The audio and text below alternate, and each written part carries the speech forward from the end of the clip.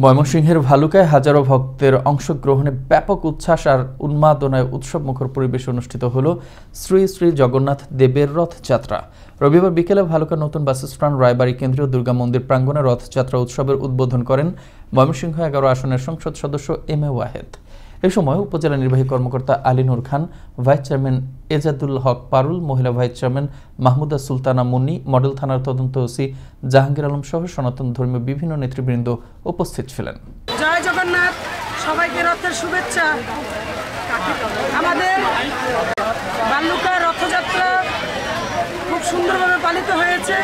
মানবের মধ্যে একটা সম্প্রীতি এবং রাধা মাধব জগন্নাথ দেব আমাদের মাঝে উদয় হন আমাদের শাস্ত্রমতে। আমাদের ভালুকা খুব শান্তিপূর্ণভাবে রথ পালিত হচ্ছে, খুব ভালো লাগছে।